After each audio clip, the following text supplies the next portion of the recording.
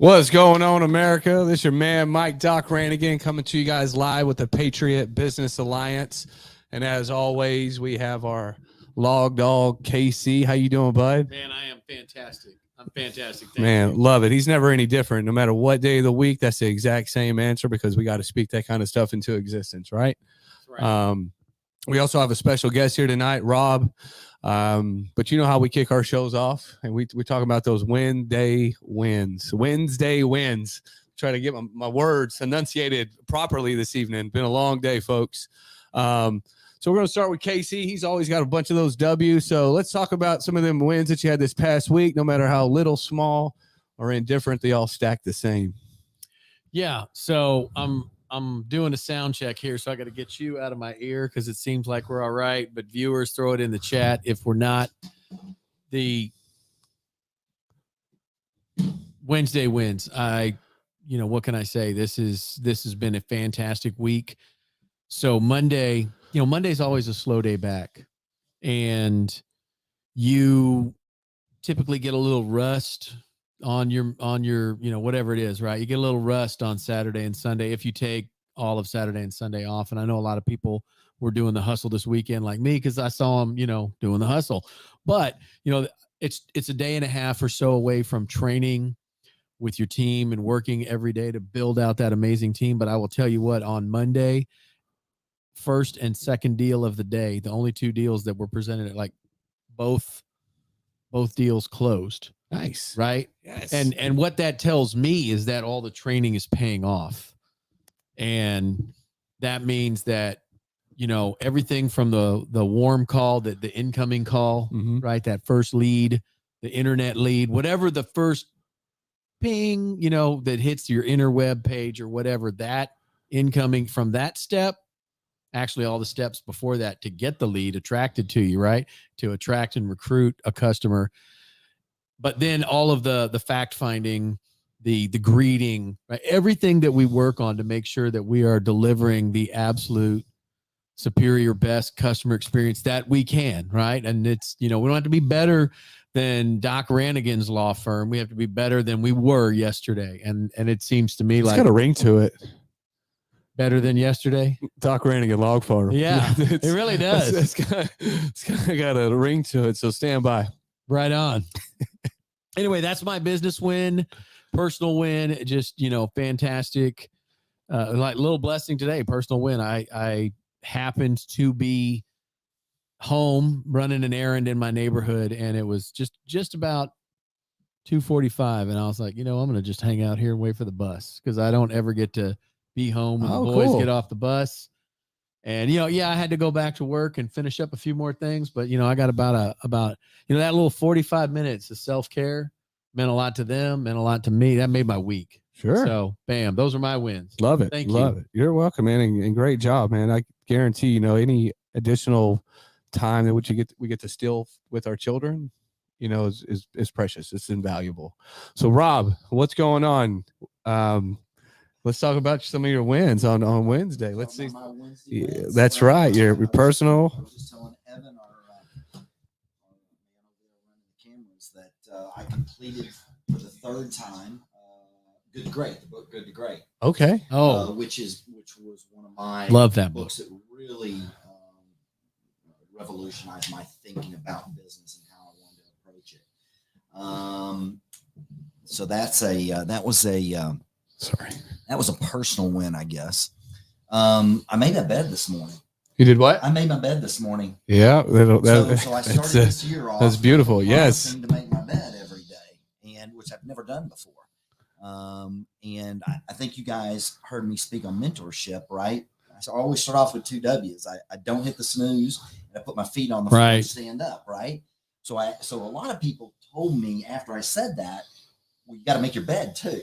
So I took that to heart, and I started January 1, and I've not missed a day in 26 days. I haven't missed a day making my bed. And I've never done that in the past. My mom made it for me when I was young. My wife made it. And now I'm making it. So quick question on that. When you walk into your bedroom, when you get home, do you get a new feeling?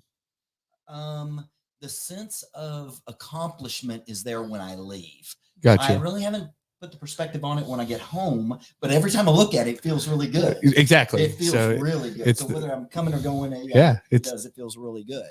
And then I guess the business win for me this week, you guys know the environment that we're in, recruiting help and people and trying to find new teammates, team members to grow our businesses, right? It's Right. very difficult right now. And so I was with Lime Media last week. Do you guys know Heath? I do. Heath Hill. Yep. And I got an opportunity to sit in on their quarterly review of their business. And at the end of that, we were talking about recruiting, and Heath asked me, "Hey, what are you guys doing differently this year or last year? What did you do differently to recruit?" And so I knew of a couple of things. We've done 10 job fairs since September. wow, that's 10. Wow. That's And we've moving. done about 8 of them are our own, and we did them right out in front of our place. So I asked my HR folks, which is a team that got built, one of the teams that we built out completely with trainer and full staff. Asked them what did we do last year, and they compiled a list of about 12 different things that we did unique to recruiting last year, and that was for me, it was a really proud moment because it's a new. Our director of HR is new in that seat. She's grown up. She came from within the company, which is a win. And then in addition to that, she's come up with all these her and her team have come up with all these new ideas to be able to recruit. And we did a radio show one time. We radio ads. We've done billboards out on I-30. We've done the job fairs. We're doing recruiting posters in all the high schools, in post offices around the different local communities where we draw from. So that was a real big win for me to see our team really stepping into this challenge of being able to recruit and get people. We have 20 open positions right now in a company of 210. We have 20 open positions right You now. hear that, folks? If you're out there wondering Yeah. You where need your Jay. doggone money's at, he's hiring. Like he can't say it any louder for the people in the back. He's got money that he just wants to throw at people. So, and that's a lot of people's struggle these days. But congrats on that. I know that's huge when you allow the freedom of your staff to be able to think independently, get creative, think outside that box, because we have to. I was just about to ask, did y'all create a TikTok? Because we have to understand, where's my audience? Where Yeah. am I recruiting from? What are they looking at when they're driving down I-30? They didn't see your billboard. They're still looking at your phone. Right? Yep. They're still, because the phone is either right here in their windshield. Right? They're not seeing my billboard, because my billboard has to be right here. So where are we recruiting from? What is our technique, and what age group are we looking Hey, for? Rob, let me ask one thing. But Jeff's checking in on it. Just maybe adjust that. And these are Should be closer. these They're are the sensitive. best tech, but you got to get in on it. Yeah, you just got a Is that bit. better? Don't you worry. I can hear you just fine. Okay. So it's Yeah, great. yeah, it's, I can hear you fine. It's making sure that it streams out good. Yeah. So, Doc, that's a really good point. Our recruiting, we're dealing with basically 5 generations now, right? We got the boomers, Mhm. and you got X and Y, and then you have millennials and you have Z, right? And so they all recruit in different methodologies, right? The Mhm. boomer is still reading the billboard, right? That's right. Because he will not pick up that phone because he's a rule follower, right?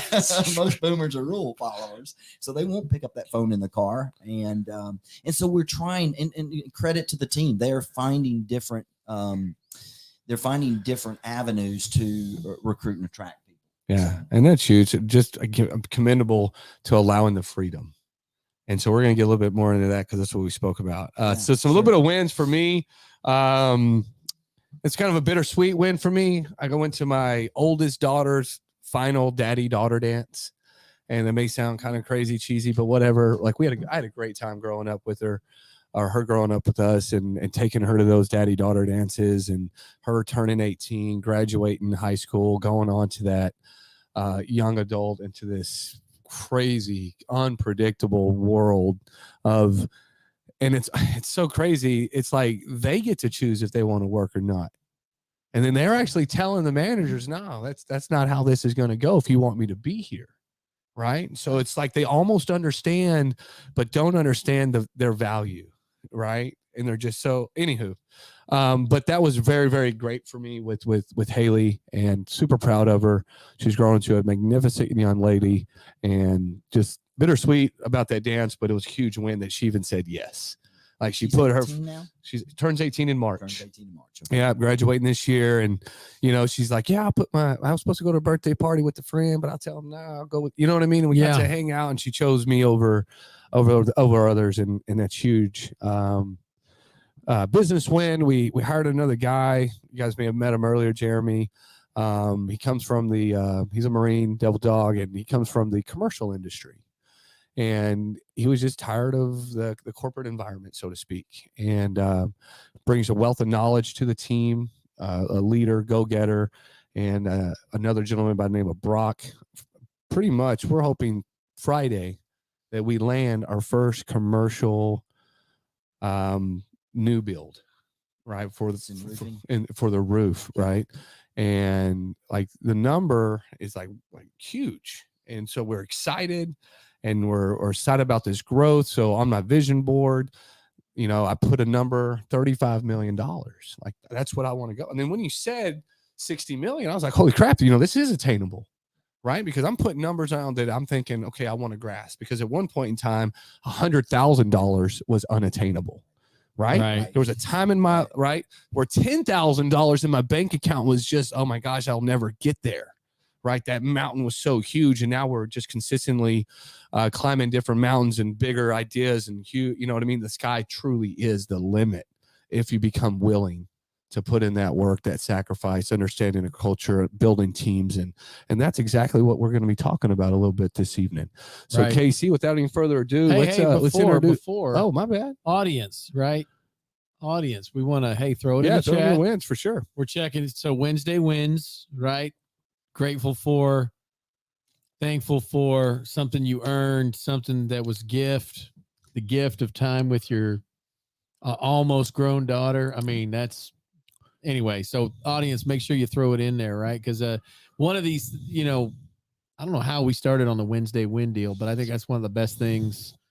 I think it was one of your mad crazy ideas one night. So anyhow, yeah, Doc's the big idea guy. So right. Okay. So, content of the hour is right. Teams, right. How do you start? We've kind of been touching on that this month because, we wanted to come at 2022 with a lot of energy. We wanted to come at it doubling down on all the effort that, put through to wind up 2021. A lot of companies take their foot off the gas last 2 weeks of the year. Ford, GM, and all those car factories, Chrysler. When I lived there 25, 30 years ago, they would close on the 18th and would not reopen until the 4th or 5th, just because of all the goof off and bad work that was done. It was just a mandatory unpaid, you're off. Yeah. What was the old saying? Like, look at the sticker on the door, right? The VIN number. Don't buy the door. If it's got a DEC in it and it was manufactured in December, you might want to just say no. Right. Well, it was actually even worse than that. There's like a days of the week codes. Yeah. Right. The days of the week. You never wanted a Monday or a Friday, especially if it came out of the Chrysler plant in Toledo. Yeah. And I don't know if you ever had like an old X or Y Jeep. You know what I'm talking about. That's right. Why is this thing always dying? Let me see when it was made. Yeah. Friday afternoon. Yeah. So you're right, Casey, diving into teams. And I think more importantly, like you stated, we kind of talked a little bit about teams in January, but now we want to understand this. And I think, Rob, this is where you're going to shine your light. Your experience with this is having that team and then understanding, are they on board with the culture, right? And so when we were talking prior to the live starting, you had said some really cool stuff and some key things that we want to hone in on. So without further ado, folks, Rob, why don't you tell our audience a little bit who you are, what you're about, and then kind of how this culture of your company kind of flipped. Okay. So, I'm a CEO of a family-owned manufacturing business, second generation. My brother and I own and operate the company now. And I use operate a little loosely now because we've built a really good team that is basically handling the day-to-day operations and allowing us the freedom to go and do other things, which is really cool. I mean, that's where we all want to be, is getting a paycheck and not really having to work for it very hard. Say that one more time. And so, as a second generation, I grew up in this business. It's really the only paycheck I've ever had, Okay. Casey. I've never worked any other place before, and still haven't. And that had good aspects to it, and not so good aspects to it. And so anyhow, I've been in this business for almost 40 years. And I took over day-to-day responsibilities as the president in 97, and then as the CEO in 2012. And we took the business when my father retired in 1987. It was doing about $2 million. And we took it to roughly last year, we're going to end up at about 48.5 million. Nice. And so it's been some challenging growth. That's across 3 plants. We have a plant here in Rockwall, Texas. We've got a plant in Round Rock, Texas. And then we have a facility, smaller facility that holds our machine shop in Fate, on Industrial down in Fate. So 3 facilities, 210 employees, and it's been a unique challenge. What I will tell you about the story is we were building teams very much through the 90s and early 2000s, very much command and control, like most entrepreneurial businesses and most owners. Can I ask you a quick question? Yeah, absolutely. Please. So you would have had to have learned in the early 90s from somebody about these team concepts. So who are some of those people that you looked at as that young adult, that young entrepreneur, this company on your shoulders? There's EOS programs out there. I mean, don't get me wrong, I'm not going to tell you what I was doing in 1990. Yeah. Okay. So who were some of those mentors So it was back then? absolutely crucial and critical. We had built a company that was doing okay, but our margins were eroding. Okay. We were commoditized. Basically, we were a commodity, and we didn't have any differentiation at all. Gotcha. In the marketplace. Anybody that had the same equipment with us could compete on price with us, and, Mhm. and that was it. Sure. So I was looking for something different and in a way to change our business, to differentiate ourselves. And what I came across was a peer-to-peer group called Vistage International. And Vistage basically was a group of CEOs that I became a part of. And I sat around a table for 5 years, from 2008 to 2013. And I was surrounded by CEOs that ran companies anywhere from 4 million to 400 million. Okay. The guy that was running 400 million didn't have a college degree. One of the smartest guys I've ever seen, though, at running a business, because he let the smart people run the business, and he led. He understood the So I 80-20 really rule. I really flipped from management to leadership. That was my big aha, was flipping from management to leadership. And I began to lead my organization by watching other leaders and how they led. The other thing that was really big, Doc and Casey, was I always put my emphasis into a building and the equipment. And what I saw others doing was really emphasizing people. And we had never really emphasized people in our business before. We cared about people. I knew their names, but we really never engaged and empowered anybody to make decisions. So when I talk about the pyramid, at the top of the pyramid, there was 4 or 5 of us making all the decisions in the business. And you had And no we had- idea and what the 200 problem. people just following those decisions. So we had really gotten a lot of yes people inside the organization. And we, at the top of the organization, we had people that could tell people what to do, not lead people.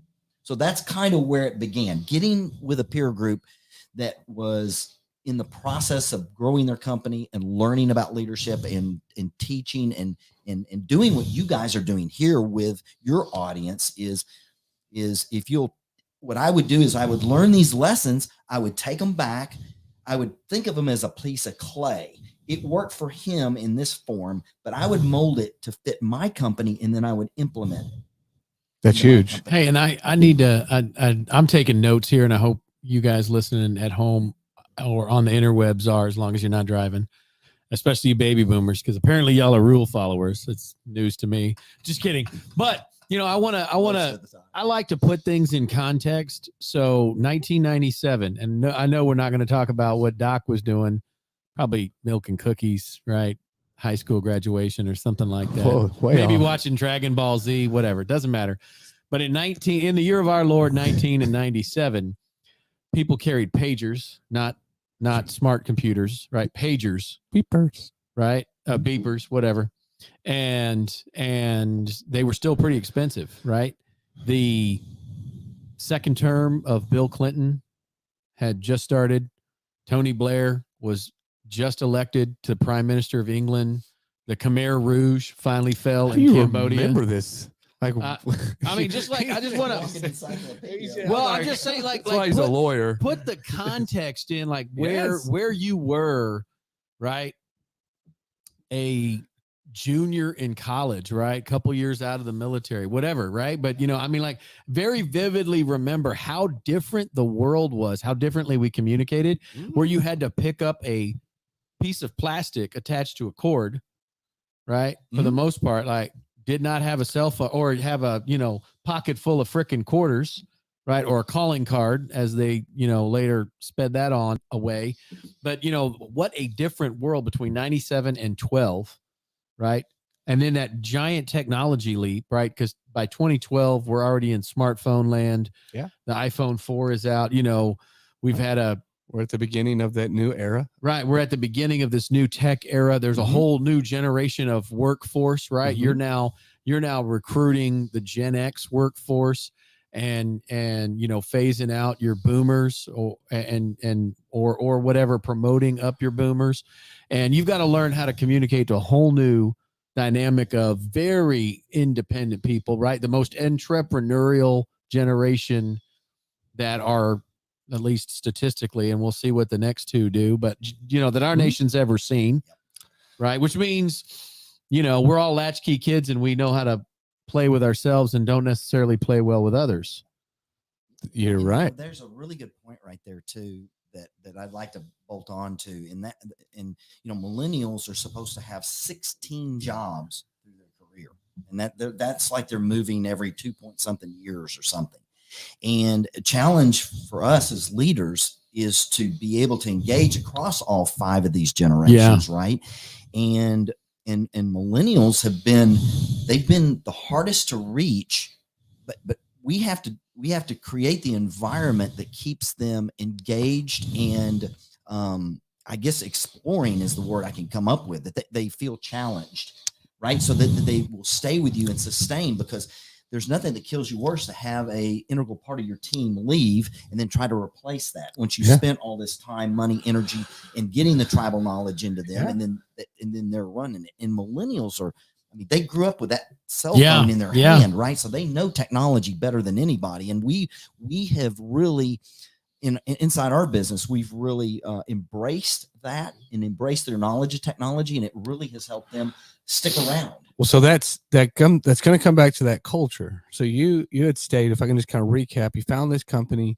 So before you found Vistage, right? Vistage, and that's an EOS very system, EOS, right? It's a group of CEOs, right? So discussing issues and fixing them. and there's tons of that now, right? You got the Grant Cardones, you got the Stumans, you got the but there wasn't none of that. There was none of that stuff, right? There's a handful of people, and I'm pretty sure you had to go through a process to even be able to sit down at these tables. Right. With these people, but you were leading like I think you stated, almost as a military. 4 people. This is what's going to happen. We're very robotic, and then now you realize there's something missing. Why am I not growing? And you empowered your people, because now you have 200 feedback versus 4 feedback, right? And that's kind of like how the company I have today works, because you're right. I have to always keep these guys gamefully wanting to chase the dragon, for lack of a better word, right? Ooh, what's the next reward? Because this gives me an instant gratification. I'm playing Temple Run and I win. Yes, reward, right? Right, right. Yeah. So the dopamine, we have to feed, man. We have to feed the dopamine, right? And it's either with an award system, a culture cool, man. You cranked out 150 doggone widgets. Get over here, man. Get over here. Yeah. Yeah. Right. And they have to have that affirmations. Yeah, great job. You know what? We're going to have a party for what? Because we like to party. Right. Yeah. And that's the culture that's going to have the people such as myself, such as people as Evan, who's going to want to keep coming back to work because, right, Rob, you just never know what Rob's going to do today, folks. You see what I mean? And you keep this energy and this atmosphere of unknowing, and the production goes up, the energy goes up, the culture slowly transition to a really great company. Yep, absolutely. And that's huge. Absolutely. So it really started with what was a very simple idea to develop a continuous improvement program within our business. It was really simple. We wanted to fix what was broken and begin to improve our processes. We've got multiple machines, millions of dollars worth of equipment that processes metal through multiple stages, 13, 14, 15 different stages. And so each one of those stages can have inefficiencies. It can have scrap. It can have wasted time, wasted space. It can have a lot of those things. And so we were just looking to eliminate all the waste in our organization. And what that led to was this culture change, meaning the first thing we did was, hey, you're now empowered and engaged to fix your 20 square feet. If there's something wrong inside your 20 square feet, fix it. So we set up a continuous improvement program where they could literally fill out a continuous improvement form and give us an idea to improve. Could be safety, could be efficiency, material scrap, material usage, utilization, whatever variable that they're whatever having their variable they hiccup have. with. And Sure. They're there. They're on the ground. They're seeing the problems and nobody's listening to them. Nobody's fixing it because the 4 or 5 guys up here at the top got bigger problems than where the Well, at the trash can is, the end of the day, Tony don't know what he's talking about anyways. Right? Yeah. Because that's the that is the misperception that company owners have and had, because as you said, you had to make the change because of how we were raised. Yep. That's right. That's exactly right. I was Right? raised that way. That's right. It was Your dad taught you that. That's exactly right. It was embedded in your culture, your Yep. DNA. Yep. You didn't know how and so we don't want to call them poor characteristics, right? They're not poor. They were just misinformed. Or different for their time. Right. We didn't know better. We only knew what we knew. But you became willing to take, if you don't like where you're standing, move to the left or to the right. Yep. Right. Easy. Yeah. Right. So we keep it extremely simple. And you didn't like where you were standing. That's right. So I knew the business would be out of business by 2020 had we not changed. And something in your gut was like, man, I know, Dad, you don't want me to do this, but shit, man, I gotta do it, right? Yeah, that's right. And so that is incredible. So what are some of those pitfalls? Did you get a bunch of nuances? So let me tell you a little bit about the good moments. Okay. And then I'll come back to the pitfalls because the change was not easy. Mm-hmm. Change was not easy at all. So we started very simply with a reward and recognition program. Every time somebody brought us a idea to make a change, we gave them a token to the candy machine or the Coke machine. Money. Pretty simple. Boom. Easy. So then the first year I had set a goal of 100 continuous improvement ideas. And we, from April to December, kicked off in April, we got 187 Nice. the first year. The best one saved the company $88,000. Wow. And documented $88,000. And so the next year they started raising their hand. Hey, we know we're saving the company money. What's in it for us? Yeah, I don't want the Snickers no more. Exactly.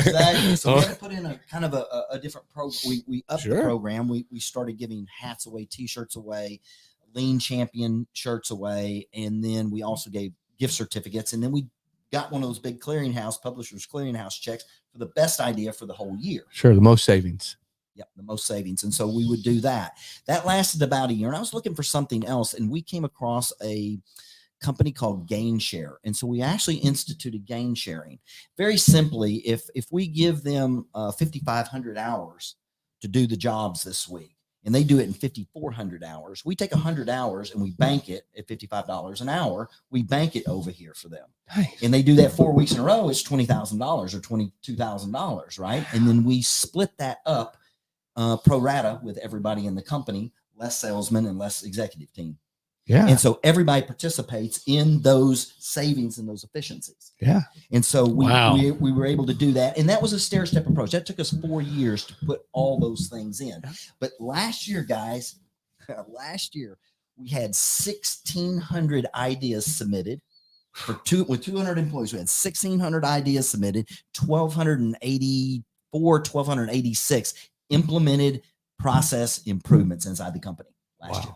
From 100 the first year, which was about 10 years ago, to almost 10 times, 10x. So do you want to know, like, Love it. you want to know that what I'm hearing, like the greatest thing of it all is it didn't cost you a dime. It really didn't. Didn't cost you a It dime. did not. And all If those anything, little you- incremental improvements go right to the bottom line. That's right. If anything, you made money, Yes, for sure, right? for sure. And But listen, what we get out of it, culture wise, and that's where you were going, is That's you right. get engaged and empowered employees that when they come in and they hit the time clock, they don't check their brain at the time clock. They're bringing it with them. Then that tells them that you as a company are listening to them, make changes. They see the changes being made, and then they get the dopamine hit. that's They're right. like, wow, I did that. That's and right. And I got a gold star. That's right. And I'll do another one, and I'll do another one, and I'll Mhm. do another one. Well, the other beauty that I heard is that you said, man, we don't take a cut because we didn't earn it, right? Top brass.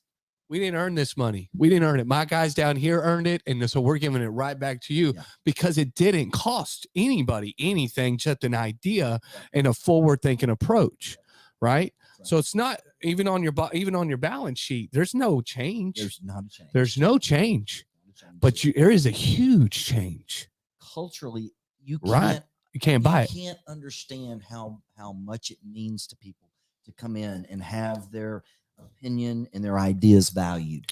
When you value that and you give that listening time, you give that one-to-one time back, and or you develop a tool that will give them a chance to make a change to what they're frustrated with. It means everything to them, and it really begins to you become the place that they want to be. They want to be there because you're listening to them. And a lot of times, most of the places they've lived at, worked at, they don't have that opportunity. They just don't.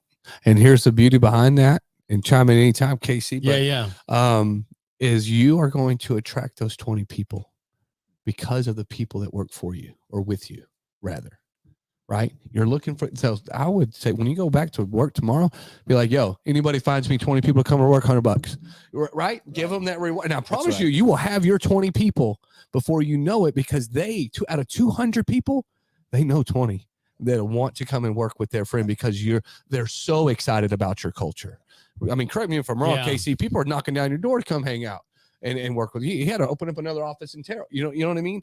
So that culture is so important and so invaluable. And so I would spend, thousands of dollars to make my culture better because the end result. But you do, right? do. Absolutely. Everybody, Absolutely. Skinner, like everybody in this group spends time making their culture better. Part of that is this, Absolutely. right? Part of that is that bringing that energy, and I was taking. I know you guys probably think I'm playing. What's that game you called? I don't play games. Whatever that was, Brick Breaker. I just figured you were Dating texting. myself. I, Everybody remember Minesweep? Brick Breaker? We talking That's about- what was hot. you were talking about in- Minesweep? I mean, where are we Yeah, at? that's what I meant. Yeah. How about asteroids? Guys? Yeah, there you go. Asteroids? No, these were on computers. They right? don't check That's their right. brain at the time clock. I know. I love that. They bring it with them. I mean, I remember working at a heavy diesel shop in Houston, Texas, and there was I think I fixed the time clock at least 3 or 4 times because that thing would accidentally get knocked off. Yeah. Right. And even though it's bolted to the wall, right, just got to hit it with a ball peen hammer about 20 times to accidentally knock it on the floor. Right. But the thing is that we did have some folks who would they literally check their brain at the time, but boom, I'm just here to do a I'm here J, for a paycheck. clip a check. Yep. Right. I'm phoning it in, and occasionally you'd get some 10x performance out of them occasionally, right, on a good day.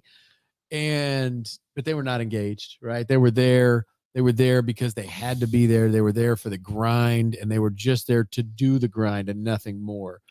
And flipping that script to be in a position to where and this is the thing that in my notes, I mean, super empowering, super impressive. You're talking about 4 decades of culture.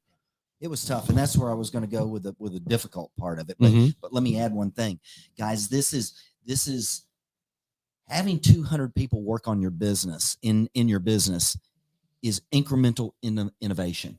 Mhm. We think of innovation has to be a Mm-mm. cell phone or some new widget or whatever, but innovation happens in very small increments, and they are literally innovating on the floor every day. Yeah. They're developing new processes. They're figuring out things can be done a better way. And so that's innovation. And it may be small incremental innovation, but as you noted before, that all adds up. It's not costing me anything. Mm-mm. It doesn't cost anything. But it's rewarding to watch and see this go on and see Yeah. 1,284 ideas come out of 200 people. What's that, 9 a piece? Mhm. On average, it's 9 a piece, and it doesn't. And not everybody puts one in. There's people who have 20 and 30 and 40 of them in there. But Sure, because their mindset is, well, the more ideas I put out, the odds my odds are winning. But whatever the reason they're doing it, Yep. you're doing it. Yep. Because no Yeah. matter how, like, I'd be the guy that would be like, you know what? I need to be able to have the door open with my foot. You know what I Right. mean? Yes, that little thing, that little Right? yeah, that Somebody, little- it's like, absolutely. right? And it's weird why somebody would say that, but there's somebody invented it and they did it and they made millions of dollars. Yeah. Now, so it's cool. I always had the mindset that innovation had to be something huge and take, thousands of dollars to implement, and it's not true. And if I could, let anybody out there in the audience know, is innovation does come in these very small pieces from rank and file, from the team at every level of the organization. If you allow it, if you allow either have the tools or the ability to listen at all levels in the organization, you can find little bits of innovation all over the place. And that's the probably the biggest key takeaway is the little W's stack up to the big W's. Yeah. Get that The 1 big inch momentum. turns into the mile. Right. And that's, and that's a lot of things in life. that's the law. John Maxwell's law of leadership, the law of the big mo, Mhm. right? The big momentum. How do you get that push? You see it, right? In your company, in your personal life, in anything you're attempting, right? And lots of little things going right. And then the next thing you know, bam, you've got this explosive workforce. Bam, that's you got fully two- engaged. You got 2,000 new ideas that you're going to be like, oh my gosh, Yeah, how am I going to sift through these? And how am I going to choose? And how am I going to implement? And which is, right now you have a whole team just to go through ideas. Yeah, Right? Yes. You probably have an idea Yeah. team, right? Because you didn't, at 100, you're like, oh man. Or But 180. Yeah. when Yeah. you're talking about punching the time clock Department of Labor statistic, which they say, right? And I don't know how true any of this is, but pre-COVID for sure, they were like 1/3 of your employees are disengaged. Mhm. Another third are actively disengaged, meaning they're looking for another job or just complete dicking off. Sorry, Keith. Mhm. Hashtag sorry, Keith. And that's not trademarked yet, but we're working on it. It's on. The more time, hashtag sorry, Keith, the more often we say it, the more credibility and copyright we can own. Right. But the thing is I that think. means that only 1/3 of your team pre-COVID, back when they had those real hard stacks, when people were, cruising down the interstate to sit in office buildings in downtown metropolitan areas or wherever you were working, right? So you got basically 2/3 of your workforce could give a fuck all, excuse my language. Sorry, Keith. During any Monday through Friday scenario. And then 1/3, probably the top echelon, the highest earners, right, would be that engaged and maybe not. I was about to Right. say, Maybe they're looking to water the grass somewhere else. well, no, they're the ones that are in the 10-year, 12-year position. Nobody's holding them accountable. Oh, that's just Bob or whomever, right? Bob always gets a bad rap for some reason, right? And so, anyways, they go, oh, there's Bob, right? He's in his office, shuts his blind. Next thing you know, Bob just, but he's been there so long, nobody's there to question. Right. He's the one making the 6-figure without doing anything. He's already mentally checked out. And so hopefully we already know in 2021, the whole country checked out. Or he's so pushing work down onto the people who are engaged, right? Yeah. They're on the come up and he's like, hey man, I'm just on the coast. yeah. Y'all Right. do I'm this. on the glide. And I'm Right. coasting because I'm watering the grass over in this other yard. And as Yeah, soon I'm as starting my own thing. as soon as I can get my golden parachute, poof, right? Mhm. And Lack of expectations, right? I mean, for Bob, if that's who you're talking about, I mean, you have to have clear expectations to me for everybody inside the organization. And what I tell my team all the time is what I want them to do is when our team leaves, it goes home for the day, and they pull in the driveway, shut the door, lock their door, walk in the first. What's the first question they get asked? How was your day? How was your day? Sure. I want them to have the answer. Mm-hmm. I want every team member when they go home to be able to answer that question every day.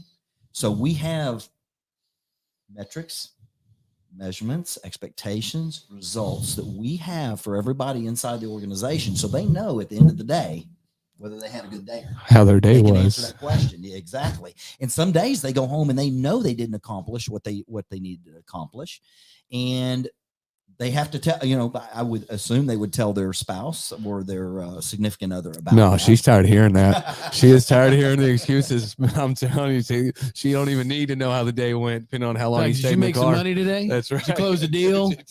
What? Did you- My question did you hit is, your how was your metrics? day? Is how many contracts did you sign? I'm like, go back outside, Mike. Yeah. I'm like, oh. Come back with a contract or on it. That's It's like Sparta. yeah.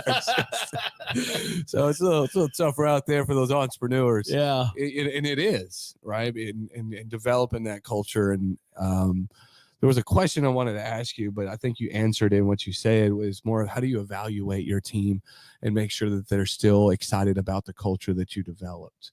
And it sounds like, with what you stated, you already know because you have a real-time running matrix, so to speak. Yep. And I'm assuming it took you several pitfalls to figure that matrix machine out. So yeah, for at my level, the way that that's not my task to Mhm. make sure that they're meeting all their standards and their measurements every day. My task now is to set a new vision for the organization. And as we began to finish our Vision 2020, we had a 10-year vision from 2010 to 2020. Okay. As we finished Vision 2020 and started developing 2025, lesson learned there. 10 years was too long. We changed it 3 times, but we went to half that time. And so we did a Vision 2025. And so to make sure that the culture continues along the lines that that I want to see it go and continue to grow and get better. My vision includes several principles inside of that are going to assure that we're taking those 5 generations, right? Boomers, XY, Mm-hmm. millennials, and Zs, and kind of forcing them together. And when I say that, we build when we'll put them together in situations, in projects, and in teams to where they need to lean on one another, right? The boomers have all the tribal knowledge, but the millennials have all the technology. And you put them in the same room, okay? So something big for us is automation and robotics. That's Okay. part Yeah. of my vision is we've got to continue to do AI. automation and robotics. We've got to continue to do connectivity. And connectivity is literally with the phones and the iPads becoming paperless and all that. Well, the boomers have all the tribal knowledge to know how it's done. The millennials and the Zs have these phones and the technology. They know how to do it. So you put them together, and that continues to build on that culture. Brilliant. That along with I've implemented some serious community service. We have a goal by 2025 to do 6 local community service events, 2 state or regional events, and then 1 international event. By 2025, I want that program in place in our I love that. in our That's group huge. going that, and that's going to continue to blend the different generations, which will continue to develop Yeah. our culture. And I think that community thing that you're developing, and I think that is where the gifts of reciprocity, and you get that genuine, just like, wow, this dude's bigger than money, Life purpose. right? It's life purpose. I'm trying to help others discover their life purpose, and that's Wow. that's the Whoa. next step beyond gain sharing, profit sharing. That's Sure. the next step, is really help people find out what their life purpose is That's about right. through these community service events, Mm-hmm. and then explore it. And if you're fulfilled, if your purpose is fulfilled inside of our company, you don't, as a millennial, you don't have a reason to leave if you're being fulfilled, Right. both career wise and then this community service wise. Right. Those passions, those fires, those that constant yearning. So I love this, right? And I viewers, I hope you're taking notes. Listeners, I hope you're help others discover their life purpose. One of my mentors, Mr. Dawson, and I don't know if he got this from John Maxwell or whatever. I think he did, because he was young enough to have been a fan of John Maxwell and then met him later in his life. But I think Maxwell first coined that phrase that there's the two happiest moments are in your life are the day you're born and the day you figure out why. Wow. And that's exactly what, Rob, you're going for, right? With that culture of helping others discover their life purpose. Because you're not here just to bang Metal. the Visa Black Exactly. or put machine parts together, right? Or be down in an engine room or right putting Marines back together who had too much fun on shore leave or got hurt in combat, right? Jeff, right? His purpose in life is so much bigger than the guy who can solve all your audio, visual, and connectivity issues, right? Evan's purpose, his mission in life is so much more than bringing content to the world. But that certainly aligns with core values, right? But when you discover why, I think the beauty is when your you, team you help somebody discover their purpose. I mean, that's got to be a huge. So what does that do for loyalty building? Yeah, I mean, right? Well, just for your own personal kind of win, you're like, wow, that's huge. Yes, yeah, you know what I mean. It isn't about me, this guy, and then you see and I guarantee it, there's got to be this light bulb moment, this mindset shift that you actually get to see because you knew Bob here, and you implemented this culture. And Bob said, "You know what? I'll buy it, Rob. I'll do it. I'll do I'm this. in, right? I'm in. I want a Snickers bar, right? Yeah. And then you see him 10 years later, and he's like, and you're like, man, I love it. He's lost weight because there's so much more that comes from working at a good culture. Because if you work at a bad culture, you go home depressed. You don't want to go to work. You don't want to put the feet on the ground. You don't give two shits about your bed. You don't care what you're eating. Sorry, Keith. Right? But when you get a culture that you go to, because where do we spend all this time at? Right. And then they come home, you're like, you know what? I think I do want to look good, feel good, do good. Right. Oh, I think I want to, instead of the Snickers bar, I'm gonna eat a Cliff bar. And then if they gain confidence, It's done. Confidence is huge. If they get that confidence that they can accomplish something at work, and then they feel better at home, so they gain confidence at home, then they're willing to take that next step, like you said, and risk a little bit of the unknown for the known. They're trying to risk the unknown of stepping out on a proverbial limb to try something new. And then all of a sudden they discover, wow, I'm eating right and I'm feeling better. I'm working out and I'm feeling better. Whatever the avenue is. Yeah. And it's just a wonderful experience, something to see. And it's that, right? The devil's in the details. Right. It's so a lot of people say that he's also outside doing push-ups, right? Definitely outside doing push-ups. Again, like disengaged employees, right? The idle work, devil's hands, devil's something. I don't know, whatever that is. Idle hands are the devil's playground. That thing. You know, when you're talking about how empowered somebody is who has that aha, you're talking about, Doc, that life-altering moment, an epiphany, right? You know, January 5th, the weekend of Epiphany in the church calendar, right? That's the day the wise men finally got all the way across the desert and found baby Jesus, right? And that's the light of the world, right? That's why we call that weekend Epiphany. That's what it means. And that self-search that we are all on from the day we are born, and then we have 18 years of public school, you know, put into your head, and you know you're if you're like me, not appreciative of all that information and didn't take advantage of it, right? I've missed a lot of good lessons, and setting all that aside, right? It took another 20-something years of hard work, School of Hard Knocks, Bing, most expensive school, to find out the why. And you know, when you become an employer who's on a mission to bring people in alignment with their why, like, thanks for your application. You've made the cut. Now, as you start your mission here, you realize part of your mission is to discover why you're here on this planet. I can't imagine what that would do to any I'm going to work for generation. Rob. Yeah, I do Like too. I'm done. Like, Like you guys got a legal department? What's yeah, up? what's up, man? You need somebody to inspire, motivate, and just talk. I'm like, I'm in. You want to find shit that doesn't work? I got you. I'm your guy. I just want a candy bar. Like, Yeah. real, I'm super stupid. I'm cheap. And it's You extraordinary. really would be surprised when I tell a story, and I'll just tell bits and pieces of it. But I do Yeah. get that a lot. I'll get people like, "Dude, I want to go to work for you." Yeah. and I'm like, "Come on." So when guess. I hear somebody saying I can't find 20 people, it's like, wow, promote from within, look for your people. And I just think that what you're building right here and what you've built is extraordinary. So round of kudos Thank to you. you and your brother. Fantastic. Kudos to your mom and dad for planting the seed. Yeah, And- they really gave my brother and I a really good foundation to build from, not just the business, but meaning Life skills. trust, integrity, credibility, all those Yeah. things. Picking up gum wrappers. I have a saying, if you see a gum wrapper on the floor, a C player probably threw it there. A B player will step over it, but an A player, he'll pick it right up, Yeah. in the trash, Yeah.